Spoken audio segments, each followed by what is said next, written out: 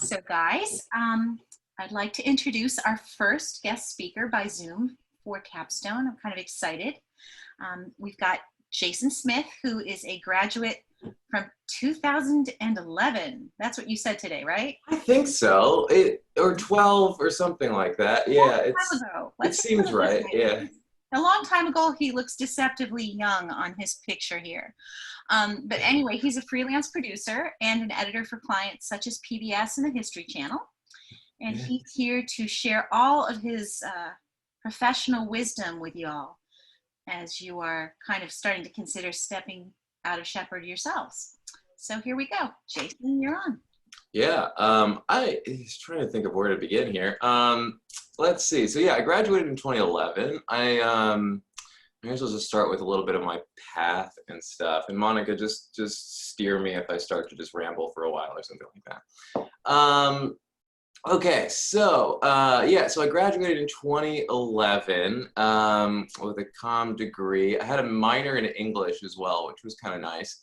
I think right out of the gate, I got lucky, kind of. I worked. I don't know if you guys have been, probably not, to the Opera House or something up the street. There was a guy that owned this movie theater concert hall up the street in Shepherdstown in German Street, and he was a former Nat Geo guy, and he helped me get my kind of first gig doing associate producing for a docu-series that never actually ended up happening. But it was really cool, and it was a nice little like start to my career on the resume and stuff like that. And then I got another job after that on the US-Mexico border for 3 months, associate producing a show for Animal Planet, weirdly, that followed the city police in Nogales, Arizona. So that was really interesting in a trillion different ways. So I started doing that. And then I moved to New York City, and I got some jobs there. I worked for Morgan Spurlock, who did Super Size Me. What else? And that was about a 9-month show. Then I worked at Vice. Did about 9 months to a year there, and then I was producing once I was at Vice, and then I did that for a couple more years producing stuff. So there was like the History Channel, a terrible show named American Ripper that you've never heard of or seen probably, which is fine. Don't look. I'm sure you'll Google it now or someone will, but you're not missing much. And what else? So yeah, I just did a lot of just stuff. And then I switched about 2 years ago to editing because it was more fun. You get paid more, and you don't have to travel all the time and stuff.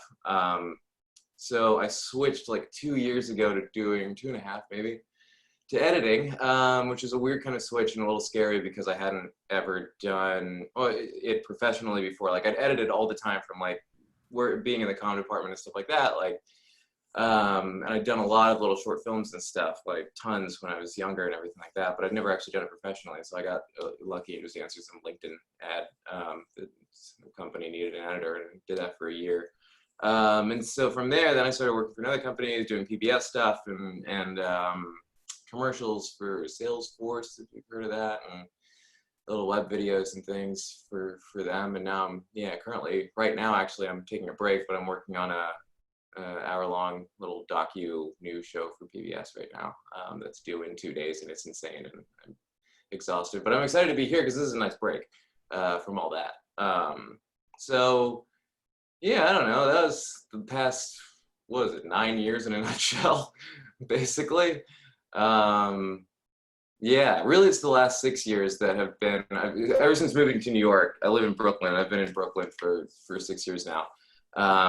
So really, since moving to New York, that was when everything really kicked off and stuff. I'd done a couple things before that, but yeah, because you just kind of have to survive and you got to pay rent, so you just like do a bunch of stuff just over and over. And luckily, I got to do some fun stuff while I was just trying to pay rent every month and things. It gets easier, but it's hard in the beginning. What else? I made some talking points. I don't know how I'm going with them right now. Is there? Let's see. I don't know. Monica, what are some stuff that you think would be helpful? Because I can just ramble forever. Let's see. I'm sure the students have some questions, but I know that I'd be curious about, what is the technology that you're with right now? What Oh, are you using on a day-to-day basis? that's a good question. Yeah. So I use Premiere. I use Adobe Premiere. After Effects when I absolutely need to. And, and you kind of dabble a little bit in the other stuff, but Premiere is like the biggest thing. A lot of people, I just saw someone's screen just went whoop, just disappeared. That was great. Um, Sorry. Yeah, so I've worked at companies where they were using Avid. A lot of times if you're in working with a company and you're working in their office and stuff, they have the editing software there for you. Now that everything's changed where everyone's working from home and they just send you drives and stuff like that, you kind of edit. As long as if you're working with other editors in the company and you're all trying to figure out how to sync everything, as long as everyone's working on the same software, it's normally Premiere. No one really does Avid on their own because it's insane. And a dinosaur at this point of a software. I don't really know it, but yeah, Premiere is like the big thing now that everyone basically uses all the time, especially working from home and stuff too, because it's cost effective and you can throw it onto any Mac you've got, and it's got the whole shebang there, the whole suite and stuff. Um, let's see. I've got a question. Yeah, what's Hey, up? Jason. Oh, What's hey, Kevin. hey there? Hey, I didn't even notice you there. and, Yeah, there's so yeah, many- yeah, I'm up here in the corner, Yeah. or wherever I might be, in the Yeah, yeah. But so what's it like working with other producers and trying to sync material? You've got different people working on a program, and you've got to sync material, and you're sending drives, and you're sending data over the internet. What's Yeah. that like? Oh, not great. It sucks. Yeah, it's especially now. There's you put everything on Vimeo, so you come out with a cut. Like right now, I just sent a cut out for an hour-long thing, and they watch it down. So it's like version 4 of a cut. It takes half an hour to export it. You throw it on Vimeo. It takes half an hour to upload and convert and everything like that. So there's this lag of like an hour or so every time you want them to look at a cut and things like that. That's that. I do miss kind of being in the same room with producers and stuff and being able to work in tandem with them, where they can just come to the room and just be like, oh, that sucks, or that's great, or let's switch this, and yada yada. Now it's like, okay, it's like you're on the moon or something like that, and you have to just kind of send. It's like there's like this delay where you just have to wait. Okay, now you wait for their notes, and then it takes an hour for them to send notes. So it's weird. With other editors, we try to all have the same raw footage. Like there's a associate, I'm the only editor that I'm working for my company right now on the East Coast. Everyone else is West Coast. So that's an extra kind of level of delay with things. I don't know why, luckily they're keeping me on, which is great. But yeah, there's a bit of a delay with stuff now, and it's kind of frustrating. And you just kind of work off of Google Docs with a script, and then you got to wait for notes in Vimeo, and then you get on the phone once in a while, and things like that. But yeah, it's with the editors and stuff. There's an associate editor or an assistant editor who has all the raw footage, and they help to create string outs and stuff like that. And if you need something really quick, they can do an export or send some of the raw footage online and things. But yeah, it's a slow process, and everyone has to figure out FedEx and mails and wait hours for notes and stuff. So It sounds insane. we're figuring it out. Yeah, and I've actually been working for this company right now for a year and a half, and we've been remote the whole time. So once everyone went remote, we were like, oh, we've already been doing this. But it's slower because then you have to work with post houses to get them the footage. You have to put 200, 300 gigabytes of stuff onto a hard drive and then ship it out to them, and that takes a day, and then you have to wait. It's just it's a lot. Yeah. So there's a lot of processes trying to be figured out really quick. I think not quick enough. But yeah, okay, so was there another question? Did that help to answer that a little bit? Yeah, absolutely. Okay, cool. So I have a question. Because like I'm an aspiring producer, and you said that you worked a little bit freelance. How did you come to deciding whether to work freelance or with like sticking with a company?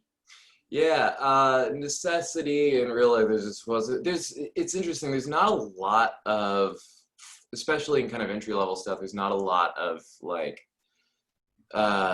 salary jobs and things like that, especially with like producing or editing and stuff like that. It's normally you can get lucky and get it, but often it's later on once you've had 5, 6, 10 years of work under your belt of freelance that you're able to start working for some like nice bigger companies that give you salary, give you healthcare and things like that. I'm not at that point quite yet. I did that for a little bit with a company, but the company was horrible and I felt trapped. And then I found this other gig where I'm doing PBS stuff now, so I left. But that's another story. So it's interesting. I think some companies are able to do salary and things like that, but most of the time is, at least in New York, it might be a little different with LA, it might be a little different with San Francisco, things like that. It depends on kind of the city that you're living in as well. I don't know how it is. It's probably a lot more freelance now that everyone's going remote and stuff. But I would expect, even if you're like working for the New York Times or something like that, or like if other even big companies, oftentimes they are doing freelance. Like majority of people are freelance, even still, and it's probably becoming more so now with people going remote. And it's not terrible. You just have to kind of, I don't know, like finance stuff a little more, put some money aside for health stuff and things like that, and you get paid a little more for freelance, but you have to pay extra taxes and all these things. So yeah.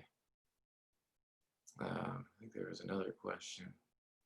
And just tell me if I don't answer your question at all whatsoever, and you're just like, what do you mean? What are you talking about? Yeah, and then I can go on. Haley, you want to go next? And by the way, the way we're going to work questions is just type your name, like say something in the chat, and we're just going to go by order of who puts in next in the chat, because there's so many of us. To try and look for hands raised is kind of crazy. So just do a chat, something, you know. Hi, so I had a question. You alluded to like the networking portion of it and how you like made that initial connection at the Opera House and like how you've worked for so many different people. Do you have any general networking advice? Because that's so important for career development and like making those connections. Yeah, I don't know, just don't be ashamed or anything of asking for stuff and asking for help. I think the biggest thing that I learned is that an email can change everything for you. So like I know I'd be on my way out from like a project or something. I'd be there for six months to 9 months. I'd be approaching the end of the project, we're wrapping everything up. And then I start asking around like, oh, do you know of any work or something like that? Or do you know if this person hiring? And they'd be like, oh yeah, I think I know someone at like ABC that might know something. So then I email them and they're like, no, but they liked the person that gave me the recommendation or something like that, if that makes sense. Like, oh yeah, I like Elisa who who forwarded your stuff to me, so I'll forward your stuff to someone else. And that's kind of what happened with Vice for me in a way, where it was like 3 degrees of separation to Vice, but it all kind of worked out where I ended up just in their inbox and going, oh yeah, we're hiring for a thing, come out and interview. So it's kind of just like just kind of plow through just emails and stuff like that and just send like 10, 15 out and stuff, and just, you know, be nice when you're working with people, because you never know who you're gonna like need to link up with or connect with and stuff like that later on and things. So if you kind of are just nice to people and you just, you know, keep your head down sometimes and just do the work even though it sucks and you hate it, it helps out in the long run, where people are like, oh yeah, they were nice, I like them, and then you get more work down the road. I think sometimes too, I went to like these random little things sometimes. They didn't really help. Like it was like Real Screen or something. It was in DC, and it was just a bunch of like people in suits talking about themselves and things like that. But it kind of was helpful going to some of those little things just on my own randomly, where you get a feel of kind of how the networking works. And I was like 20, I think, when I went, or 21. You kind of get a sense of feel of like I don't know, how to network and stuff like that. So just kind of diving into that world and talking about yourself and what you want and things like that, I think can be helpful. Yeah. Thank you. Yeah. All right. Who's next? Annabelle? Hi. Oh. Hi. Well, I was wondering, how important is location to your job, to producing? Like where you live? That's a good question. I mean, I definitely wouldn't have had the amount of work and the frequency of work had I not lived in like some place like New York, or I guess if someone lived in LA or even DC and stuff, because there's a lot of stuff out there.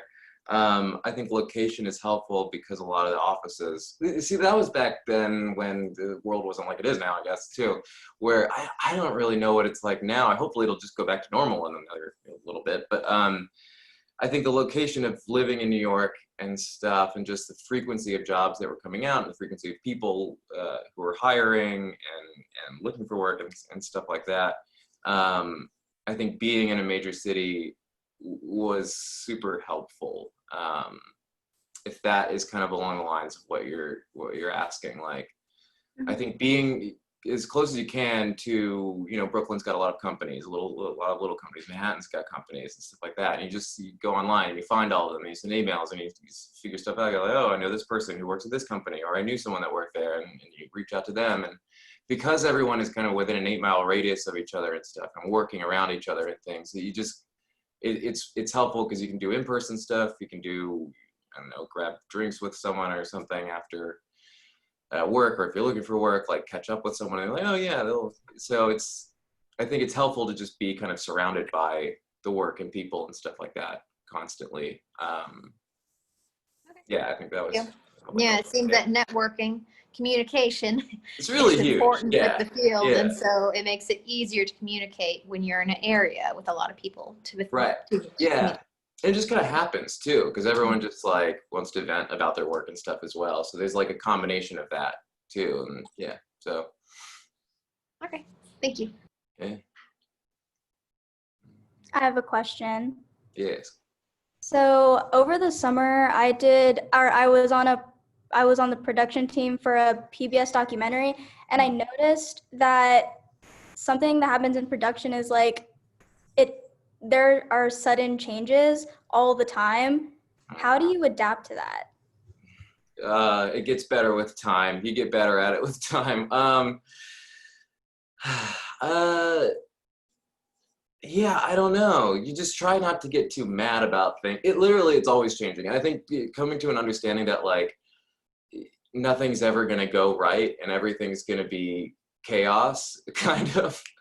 And not in like a scary way, but just in like, it's just the nature of creating, I think, and that it's not going to be, they try to make it an assembly line kind of thing, and like, oh, let's make it as simple and easy as possible, but no one can do that, I think, in just creating and being, I don't know, artful and stuff in any way.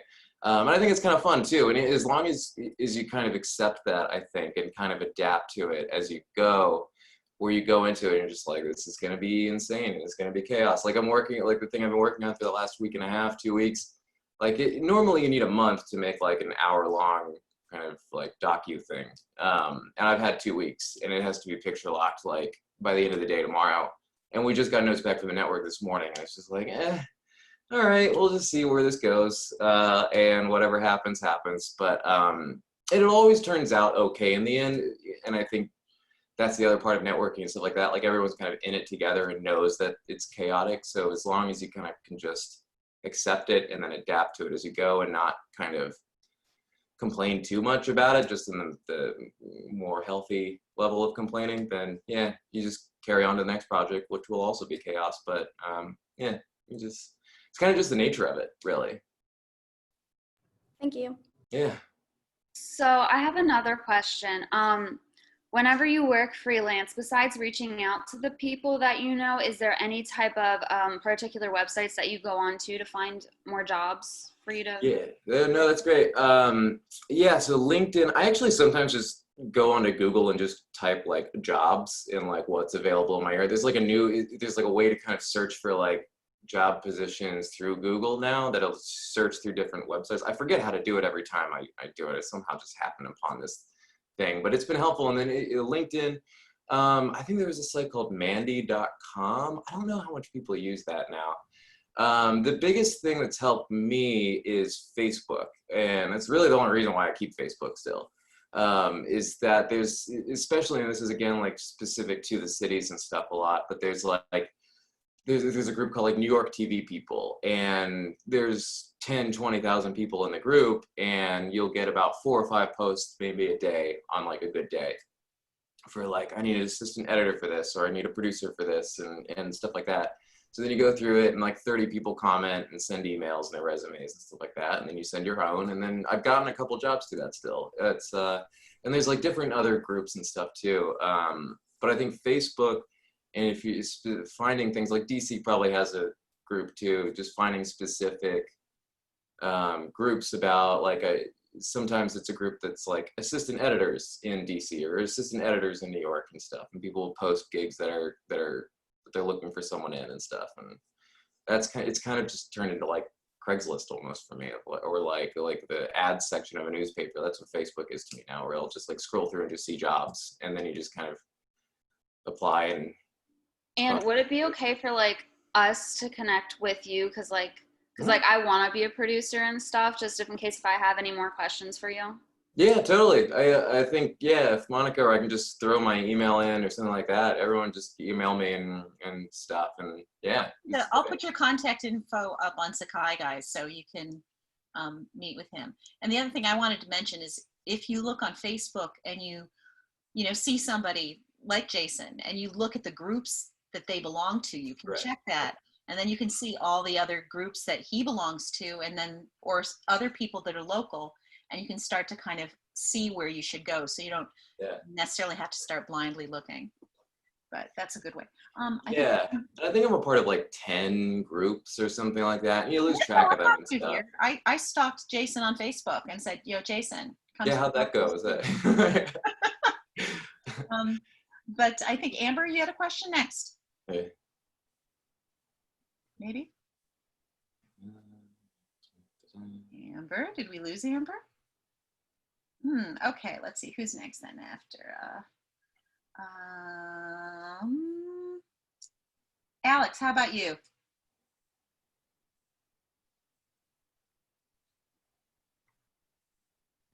It would help if I unmuted my mic.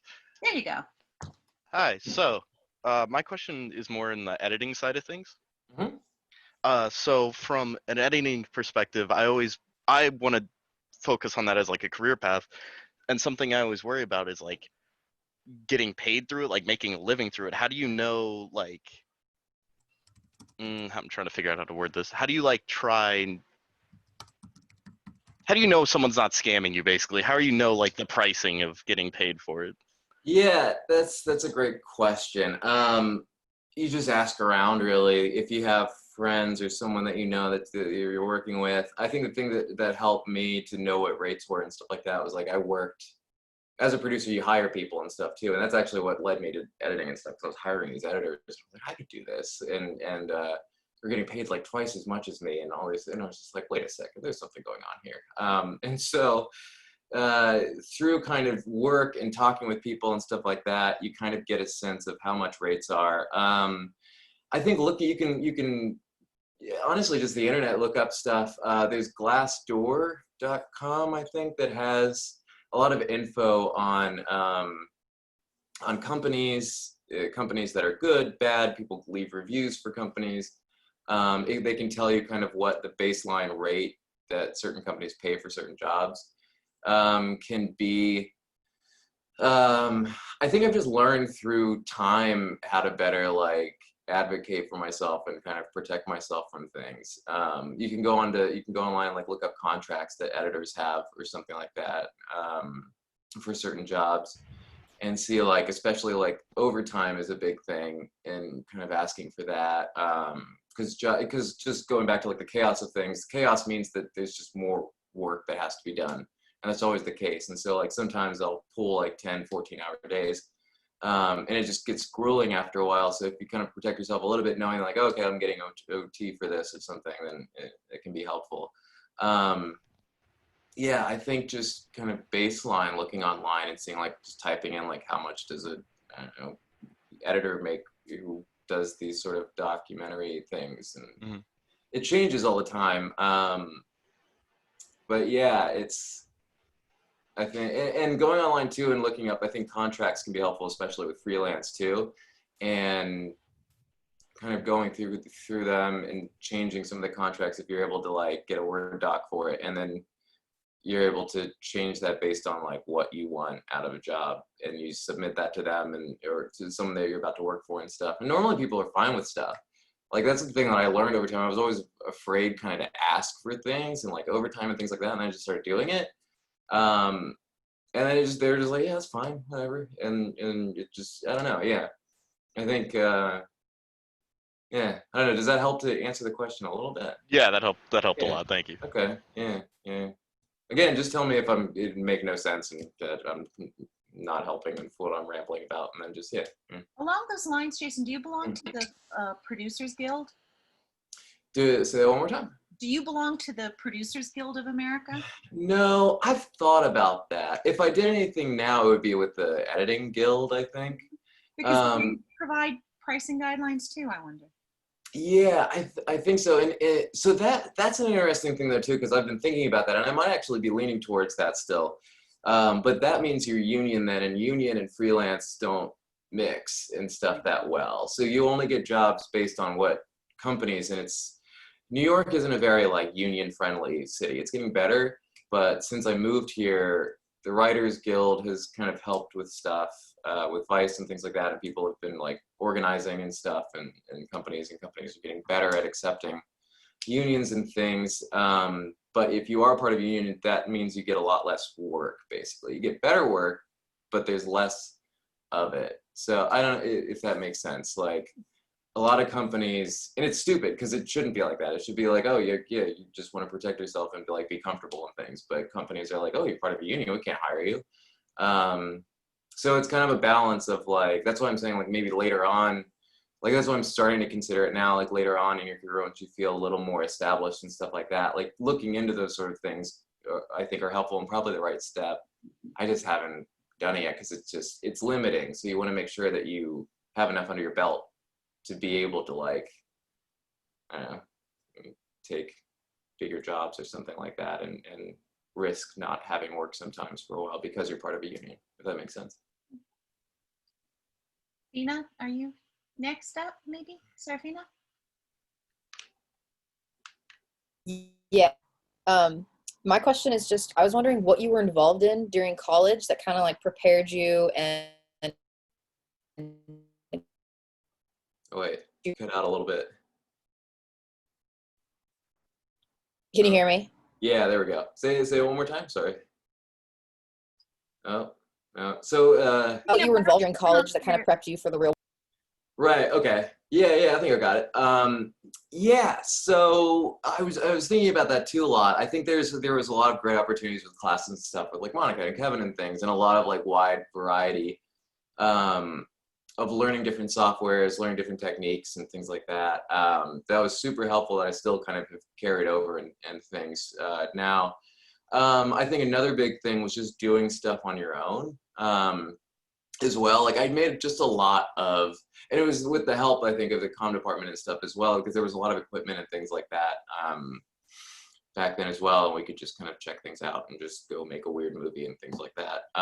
And that was honestly like the biggest help for me, I think, throughout college, was just having that freedom and opportunity to just make stuff and experiment and like fail a lot and then carry on and make the next thing and over again. And you get better at editing, you get better at, like if I hadn't done that stuff in college, I don't think I'd be an editor right now, because I had hundreds of hours of just practice by just doing that while in college and then after that and things like that. And that's why it kind of clicked for me later on, where I was like, wait, I can just edit, like I can do that, because I just did that for a while. So I think Shepard and the comm department and everything like that, having that kind of freedom to be able to just check out a camera and stuff and just do stuff on your own and experiment goes a long way. Because when I came to the city, I found a lot of producers like couldn't film, they couldn't shoot anything, they couldn't edit, and they couldn't do all this stuff. And I'm like, what have you been doing this whole time? How are you in this position? Like, I know all these things, and where have you been? So I think that's helped me to kind of progress quicker and better and stuff by just being able to do a lot of that through classes and communications, and just like taking out a camera and making some weird short film, 2-minute short film or something like that on a weekend, and editing it and just being like, oh yeah, that was fun, and then move on. So yeah.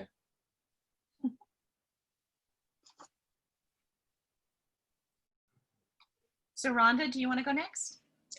Yeah, so I guess this is kind of an anecdotal question, but do you ever have issues where you're freelancing for like a company or something and basically they don't have very good specifications for what they need edited, like thematically or tone, and you have like a lot of struggles with that? Is that common? Oh, it's every job. It's every day. Yeah, literally an hour ago. Yeah, it's like it's again going back to that notion of just like having to accept the chaos of it all and just the chaos of just creating and stuff like that. I think it's just inherently part of it.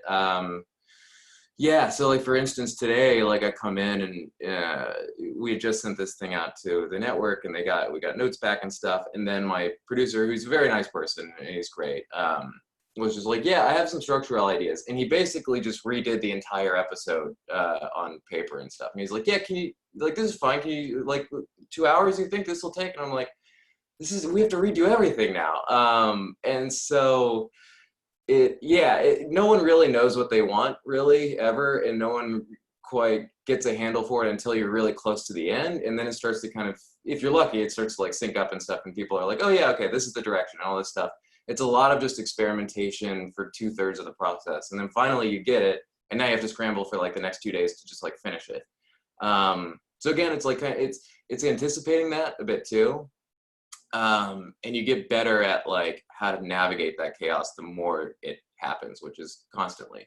But again, it's like going in with expectations to jobs and stuff like that. I think the most important thing for me is just going to expectations of like, how do I keep myself sane throughout the process sometimes, if that makes sense. Like, how, like, am I getting enough sleep? Am I eating? Am I taking breaks for lunch and all that stuff?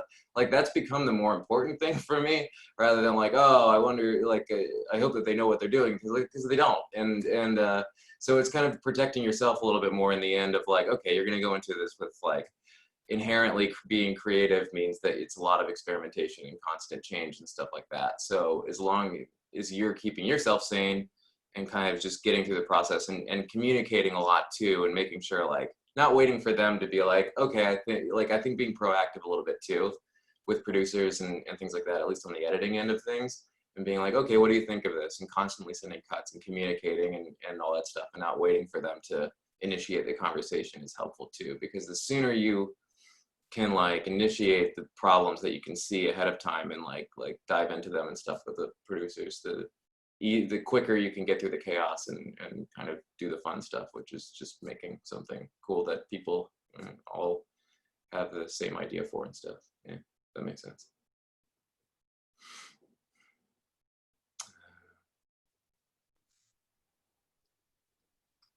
Okay, Amber, you gonna go now? Amber, you having trouble with your wireless connection? I guess it's... If you want, you can just type your question into the chat window, and we can do it that way too. Oh yeah, that works too. Can you guys not hear me? Now we can. Yeah. Oh, okay, good. Oh my gosh. Okay, so my question was like, moving to a big city, how would you say competition affects like you getting where you want to be? Like, what do you think are good tips to do to get yourself where you want? Yeah, no, that's a great question. I knew that there would be a lot of people kind of competing for work and stuff in New York. Like, it's New York. There's a ton of people here, and all they want to do is work and do things with their careers and stuff like that. It's a ton of people. I think being a part of those groups that I told you about, like going on Facebook and just unabashedly just like sending your resume everywhere. And so wait, sorry, the question was like, was it an adjustment going into a city and stuff like that, or like how did I navigate that when I first got here? Like when you first get there, like how do you like get where you want to be? Like, do you just work the small jobs and then apply? Right. Yeah. So I did a bit. Yeah, when you first move here, it's the first few years you have to like be a PA, or you have to like be an AP. I got lucky where I had some production assistant work before I moved to the city, so I kind of leapfrogged that once I got to the city. So I was associate producing and things. But yeah, you've just got to just duck your head down and just take some crappy work sometimes, and just, like I said, like make sure you get enough sleep and you're treating yourself right and you're advocating for yourself and things like that. But like, you don't just jump in for the most part, unless you're very lucky, and just start producing and things like that. Like, it's kind of, you know, you go through the ringer of it. Like, I've known people who've spent years just as like an assistant camera before they start shooting, and they'll spend 5 years doing that. And they learn a lot along the way and stuff like that. And it's not a bad job or anything, but it's a process. So it's constantly networking and things like that, while you're doing those smaller jobs, and like, you know, talking with the producers and just, you know, doing the best job you can and stuff like that. It goes a long way, and it's funny how quick things start to like happen once you get a few jobs under your belt like that. Like, sometimes you just have to drive like a box truck around, you know, like for instance in New York and stuff, and be terrified you're going to crash through a tunnel or something, or you're in a tiny little alleyway and you're wondering what the hell am I doing? Why am I driving this giant truck around? I thought I'd be filming stuff. But yeah, it's just kind of a process of finding those little jobs and stuff, and then networking as you go. Yeah. Okay, thank you. Yeah, and it's again like the consistency of that too. So like being in a city, I think it is helpful, and there are jobs in like, you know, smaller areas and stuff like that too. But it's just the constant, just the wheel turning of just work and stuff like that. I think can be helpful too, and you just kind of forget about, I don't know, worrying about work and stuff sometimes because there's so much. Yeah.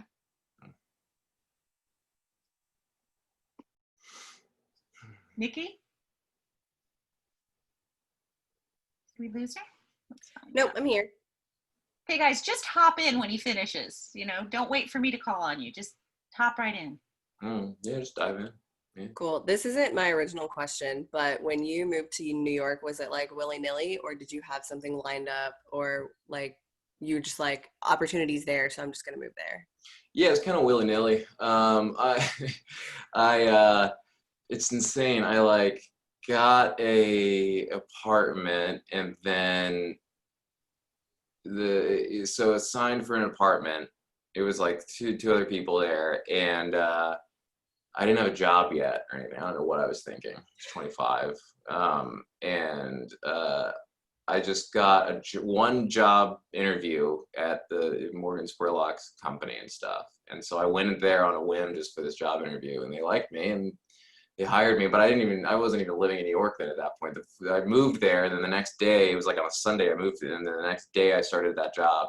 I don't know, like I didn't have anything lined up when I was just like, hey, we'll move to the city and things like that. Like, it just kind of happened, which is really, really, really, really lucky. And I just kind of went from there. But I think just generally, once you're in the space and stuff, then you're able to kind of look for work and things start happening and everything like that. It's hard to like apply for things remotely, or at least like if you don't live in the city initially. And then I think it was helpful that I already had something on, like my resume already had, or CV or whatever you call it, had like a Brooklyn address on it already, because I just signed a lease like the day before I applied for this job and stuff. And then yeah, things just kind of happened. So yeah, I didn't plan on any of this. It's wild. It just kind of happened to me. You just kind of just do it. You're just like, you just network, keep going. And I think the more you plan, and sometimes the harder it can be because you have expectations, but you just kind of go into it like, I just like doing this, and I'll just keep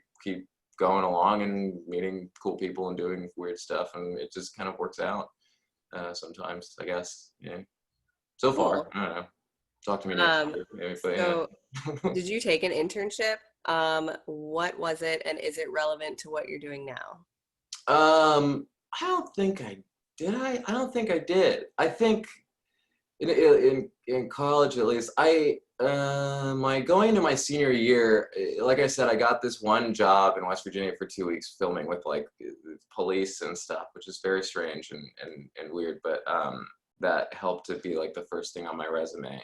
And then I went into my senior year, and then after my senior year, then I got another job. But yeah, I didn't really have an internship, I don't think. I would do, so the thing I would do is like little odd jobs around town and stuff too. So there's like there was a running store in town and stuff. And so I would do little, like, I knew like Mark Cucuzella there, and so we would talk, and he'd be like, oh yeah, I want to do this video. And so I would do stuff for free just to like have the experience and stuff. And so that was kind of the opportunities that I just kind of, through networking again, it's just like, oh, you make videos, why don't you do this like video for me while I run around Antietam or something like that, barefoot. I'm like, okay, fine, whatever. And just hang out of a car and make a video or something. And you just kind of do weird stuff like that and just fall into it sometimes. So that was kind of my experience, I guess, rather than internships, just like wandering around town and seeing who wants a video done. I just do it, I guess. Yeah. So talking about you living in New York and working in New York kind of had me curious because I kind of have no idea where I want to move after college. And so I kind of have this idea where I'm probably gonna look for work and then move wherever work is. So if you could you recommend one place in West Virginia that would be good for a comm major to work, one place in the DMV or metropolitan area, one place in the Eastern United States, and one place in the Western United States? All right, let's tackle West Virginia first. I would say Shepherdstown is probably the best, or Morgantown, maybe. I would say Shepherdstown's the best because you're an hour and a half outside of DC. So I did my first 3 years after college. I worked at like a little company in DC and lived in Shepherdstown, so it was cheaper for me, and I commuted in, and that sucked. But having DC kind of in your backyard is super helpful, I think. And even Frederick too now. I think Frederick has more stuff going on. So honestly, I think Shepherdstown's the best place in West Virginia to live because there's more opportunity with DC being, and maybe even Philly. I'm not sure how far Philly is, I forget, but it's like maybe 2 hours. But that can be really helpful too, as long as you're willing to like have a car and sometimes it breaks down on the highway or something and you just drive back and forth to work. What else? Okay, now I'm already lost again. What was the second one? Okay, so you did West Virginia and DMV, sort of, because you said like Frederick area. Yeah. So, and then one Eastern United States and one Western United States. So I think for the whole Eastern Seaboard, I'd say New York probably. I think that there's, again, like things are kind of shifting and changing and stuff, but there now with COVID and everything, but it's kind of like what has like an established amount of companies and productions that are being shot as well. And a lot of people film a lot in New York, so that's great. Probably more than they do in DC and stuff. So there's a lot of companies that are there as well. So it's kind of finding that, like that. Atlanta, apparently, I think has a decent amount of work too. And I've known of editors that sometimes they'll do 3 months in Atlanta on a project and they'll just fly down and rent an Airbnb or something and do like 3 months on a project down there if it pays well and stuff. And so sometimes that's rare, but I've known of people who do that. So Atlanta's the other city that I would say on the East Coast that would probably be comparable, I guess, to the amount of companies and stuff in a city and the amount of work and stuff like that. Now the West Coast, LA, I'd say, yeah. I thought about that a lot, going to LA, but it's far. I don't know. It was just, and the weather's too nice. I want some variety in weather and things. It's just too constantly. It's always sunny and like 70 degrees. It's too much. I want some snow and things like that. And I thought about San Francisco a little bit too. That it's so expensive there, and even worse than New York, which is insane to think about. But I had some friends out there, and I did a job or two out there randomly, and I considered it. But New York just was closer. It's on the Eastern Seaboard and stuff, and there's a lot of work, and it's a variety of work too. You can get like network stuff, or small indie docs, or web things, or commercial work, and there's some salary gigs, and it's nice to have that variety of stuff as well. So, yeah, New York, yes. Canada, I don't know. Mexico City, I hear, is great too. It's nice. But yeah.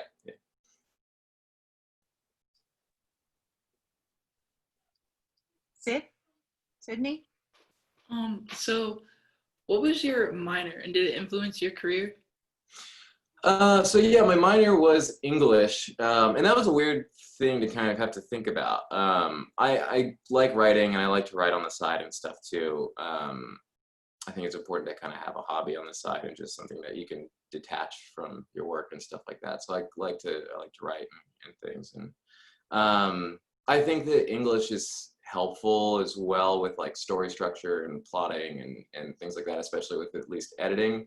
For me, there's kind of a parallel between like narrative arcs and stuff like that. I mean, there is a parallel. It's literally the same thing. But like storytelling and stuff like that, you just do that while you're editing, or you do that while you're producing and stuff like that. So having an English minor and just kind of knowing, I don't know, different works and different styles of telling stories and things like that. I know communications, I think we did that too a bit as well. But I think like kind of really honing in on it through like a minor, through an English minor and stuff like that, I think helped me that I didn't realize it that much, but it helped me down the line, especially now that I'm editing with like story structure and things like that. Plus it was just fun too. I can't think of something other than English that would be, there's probably other things too about like web design, I feel like, and I think that communications, I think there's a lot of that as well. I don't even know if there's like a minor in like web design, or maybe, yeah, I don't know, it's probably part of the whole thing, but yeah, trying to think like what else could parallel that.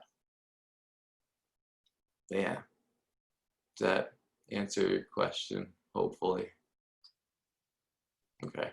Rhonda, you had another question? So I was just also going to ask, with technology, do you find yourself having to upgrade it a lot, or can you sort of keep with like a decently powerful computer in a bit for a while before you have to like invest more? Yeah, I think for me, I've had this computer for about 2 years now, and it's still doing fine. I have to run 4K and things like that. You find workarounds through like using proxy video and things like that. If they for some reason want to shoot an 8K and want you to edit it and stuff, which is insane, but you run into that sometimes. So you find workarounds and things to make sure that your computer's still up to snuff. But I'd say every 3 to 5 years is good. Maybe every 5 years is good to consider kind of upgrading your machine and stuff like that. As far as like software and stuff, that gets tricky because with Adobe, like if you're working with a bunch of different editors, you want to all have the same software version. So it's kind of an unspoken rule never to update your software unless you all talk amongst each other first to make sure that everyone's kind of in the same, because then it just gets annoying and everyone has different versions and you got to figure that out. So yeah.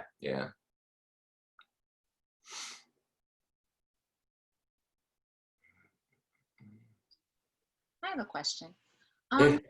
With the industry changing in terms of, there used to be just, you did a feature film and you went through one of the big feature film places, or you did TV and you were with one of the traditional, TV, and then it started to break up with things like History Channel. And now you're getting into more online media, like Netflix is starting, producing their own content.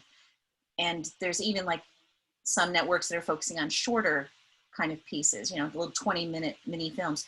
Does that change your strategy or what you do at all? Or is that just, a job's a job is a job? Yeah, it's kind of like that, I think. That's why I like freelance a lot too, because it's always different. Every job is different. And I think especially with producing, that was a big thing for me, where it's like editing it kind of, the same concept is there to like beginning, middle, end, tell a story, do different kind of cuts, things like that. But with producing, it was more fun to adapt a little bit to like short form or like online, and it was more of a challenge, but like I had more fun with that. So like there was one History Channel thing that I did where it was like an online series, and we constantly, every week was a new video of someone like, so like one person was training for the Olympics and it was like their journey to that, and so for 16 weeks we followed them, so every week was a new update, and that was completely different from anything I'd ever done, and so it was a big learning curve, and it was kind of just like a fun little puzzle to figure out. And then the next job was like another History Channel thing, but completely different, where it was like 9-episode series about like Jack the Ripper or something, and so you have to research all this. It was like a historical thing, so you have to figure out how to kind of tell that story, and you have different hosts and everything like that, so it was a lot different. So producing, I think, is a lot more fun with freelance sometimes, where it's always different. You have to apply your brain to just a totally different way of thinking about like the story and stuff. And you just kind of adapt as you go along. Yeah. And sometimes it can get frustrating, but I think that's the one benefit of freelance, is that it keeps things fresh and you keep like kind of learning and stuff as you go, so you don't feel like you're just in the doldrums of like the same sort of thing over and over and over. Thanks. Taylor? So I have one last question for you. I know like as an editor, editors have like their reels to show all their skills that they have. But as a producer, because like I have some internships to show on my resume, but what do you think would best show their skills? Yeah, that's a great question for producing, right? For producers. I always struggled with that actually. It's so much easier as an editor to just like throw a reel out. Yeah. I think clips of segments that you produced, if you're able to like steal them off the internet or like from your editor, if they're friends with them and they like you, they can like export something for you that you can add to a reel. I think that like if you've produced it and you know it's like a powerful moment or something like that, adding and making like a 1 minute, 2 minute reel of like those moments from shows you've worked on or something. I think that's helpful. I don't often see producers. I think it would go a long way and you'd look really good if you did that. I don't often see producers doing that, and it's more so just like a piece of paper that just says I worked on these 20 shows or something, like hire me please. But if you also had a reel that you can send, because there's 30 other people applying for the job, that would show initiative, I think, and be more helpful, because not a lot of people do that. I always tried to a bit, but yeah, I think that would look really cool. So just grabbing little snippets of segments that you know you like produced in the field or something like that, that you're proud of, I think can go a long way, just to show a minute of it plus your resume. Yeah. Thank you. Yeah. What was your capstone project? God, what was it? I think it was a pilot episode for a narrative series I wanted to make. It was about like time travel and stuff and like and things. It wasn't documentary or anything like that. Documentary I just kind of fell into. I was always into narrative and things.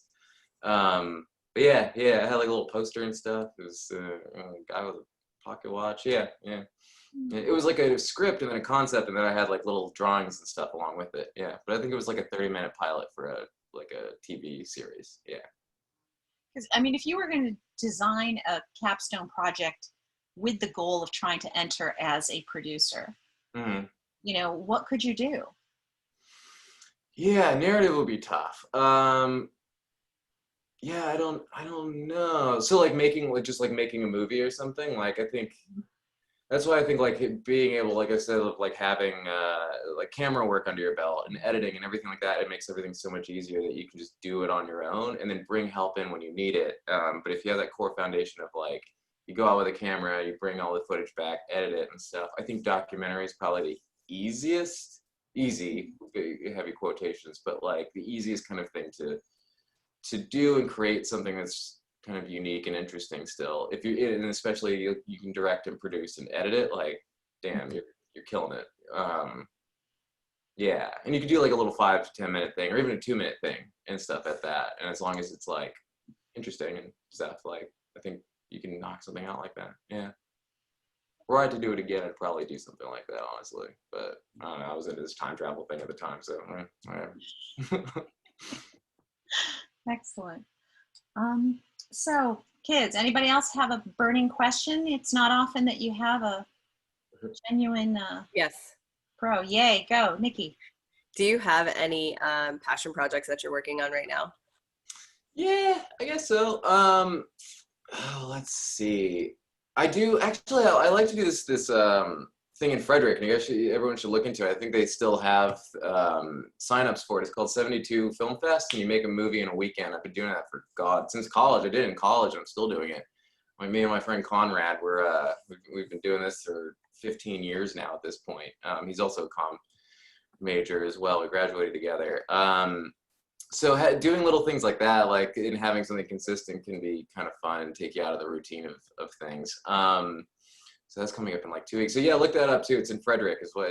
I think I said that, but yeah, it's all online this year. So it's super easy to just enter. I think they're doing like a pay what you can model as well, I think, or at least they were doing that in the beginning. So that's kind of nice as well with COVID and everything like that. They're just like, it might be like baseline, like $15, $20 or something for student to enter. So it's not crazy. What was the name again? 72 Film Fest. You just type that in Frederick. Yeah, you'll come up and it's like a weird website with like strange things and hints and stuff to what the topic is. But it's really fun. You don't know what the topic is until the launch night, which is I think October 1st this year. So you don't actually, you have no idea what you're going to make until they give you the criteria and stuff. So it's a lot of fun.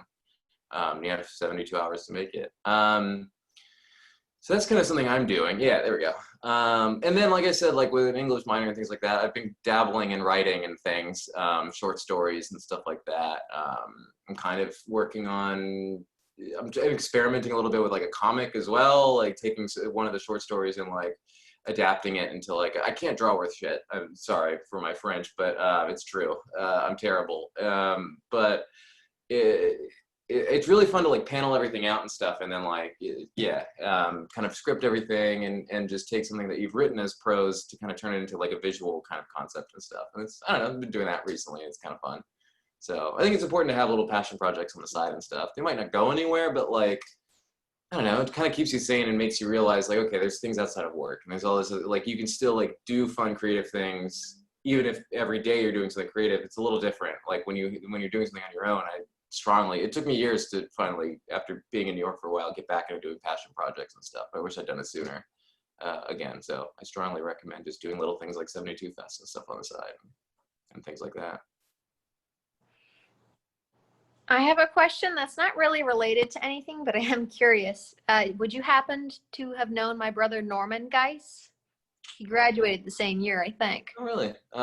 If I saw a picture of him, maybe. It's not important. I was just wondering. Yeah, maybe, probably. Yeah.